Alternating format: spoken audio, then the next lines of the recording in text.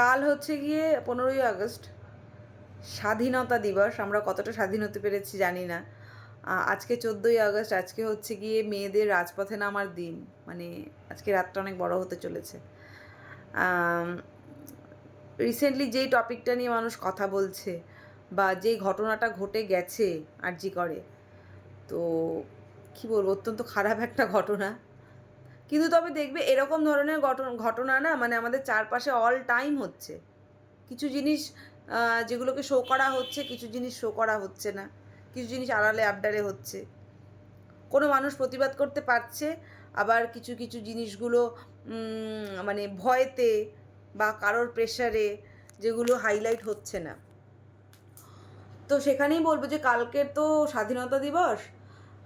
আমরা মেয়েরা কতটুকু স্বাধীন হয়েছি তো আমরা জানি না, মানে আমরা হইনি, কোনো স্বাধীনই হইনি আমরা এখনও রাস্তাঘাটে বেরোতে গেলে ভয় লাগে।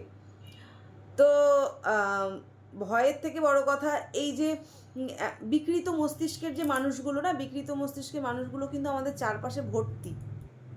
কখনো সোশ্যাল মিডিয়ায় যারা মানে করো বা সোশ্যাল মিডিয়া আমরা যারা করি তারা জানবো, খুব ভালো করেই তারা জানবে। রাতের বেলায় ইনবক্সগুলোতে ঢোকা যায় না রীতিমতো। মানে রাতের বেলা অনলাইন থাকলে পরে কিছু কিছু মানুষ আছে যাদের একটাই কোয়ারিজ, সঙ্গে সঙ্গে মেসেজ, তোমার একটা ছবি পাঠাবে, তোমার একটা নিউড ছবি পাঠাবে, তোমার আজকে তুমি কি পরে আছো, মানে এই টাইপের যে নোংরা নোংরা জিনিসগুলো ইনবক্সে দেখবে। মানে আমার মনে হয় প্রত্যেকটা মেয়ে এরকম ধরনের কমেন্ট পেয়েছো তোমরা।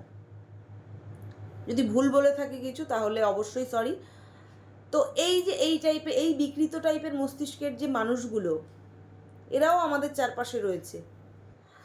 তারপরে ধরো, মানে কত বলবো, রাস্তাঘাটে চললে পরে শাড়িটা একটু এদিক ওদিক হয়ে গেলে পরে, বা এখনও যদি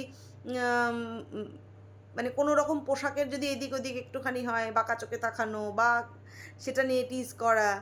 তো এই জিনিসগুলো থেকে কবে আমরা মুক্তি পাবো জানি না। তো যে বা যারা মানে আরজিকর ঘটনা সম্পর্কে যখনই শুনছি না, তখনই মানে মানে কী বলবো, গায়ে কাঁটা দিচ্ছে। কিন্তু কিছু কিছু কিছু মানুষ হোক বা একজন হোক জানি না, তো কিছু মানুষ সেগুলোকে অলরেডি ঘটিয়েছে।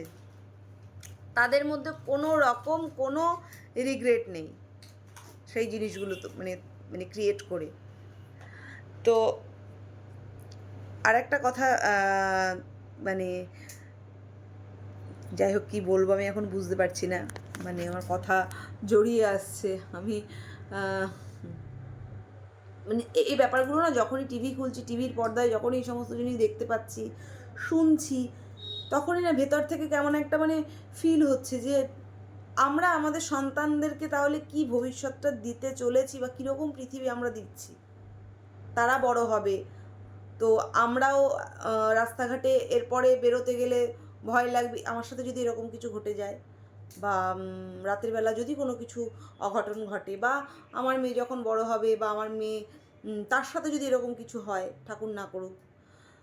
তো এরকম না, আমার মনে হয় প্রত্যেকটা মায়ের মনের মধ্যেই এই ধরনের কিছু না কিছু জিনিস সবসময় মানে ঘোরাঘুরি করে যে কী জানি, ও তো বড়ো হচ্ছে, এরপরে টিউশন দেবো, এরপরে বাইরে পড়তে যাবে, তার নাচ আছে, গান আছে, এভরিথিং আছে, সে কি একা একা যেতে পারবে বা একা একা বাড়িতে আসতে পারবে?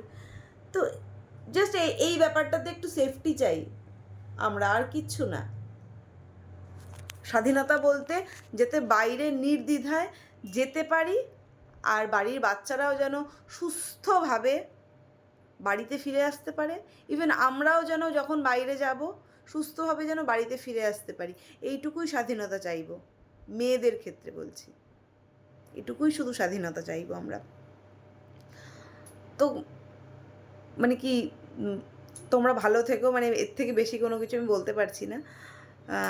যার যার কোল খালি হলো তার তো খালি হলোই। একজন ডাক্তার যে মানুষের প্রাণ বাঁচায়, আজকে তারই প্রাণ নিয়ে নেওয়া হলো। কীভাবে, আর শুধু নিয়ে নেওয়া হলো না, কীভাবে নিয়ে নেওয়া হলো, এগুলো যখন টিভির পর্দায় দেখছি বা শুনছি কানে, তখন মানুষ বলে তাদেরকে মানে আমার ভাবতেই ঘেন্না লাগছে। এগুলো কোনো মানুষে করে না, এগুলো বিকৃত মস্তিষ্ক না হলে এগুলো হয় না। যাই হোক, তোমরা যে যেখানে থাকবে সুস্থ থাকবে, ভালো থাকবে। আর মানে যদি এরকম কোনো কিছু আশেপাশে কখনো হয় তাহলে প্রতিবাদ করার চেষ্টা করো। তো এটুকুই বলার ছিল, আজকের ব্লগটা এটুকুই। দেখা হচ্ছে পরের কোনো ব্লগে। আজকে ভিডিওটা এটা নিয়েই শুরু করেছিলাম, এটা নিয়েই শেষ করলাম। তো পরের কোনো ব্লগে তোমাদের সাথে আবার দেখা হবে। ততক্ষণের জন্য ভালো থেকো, সুস্থ থেকো, যে যেখানেই আছো খুব ভালো থেকো, নিজের খেয়াল রেখো। টাটা।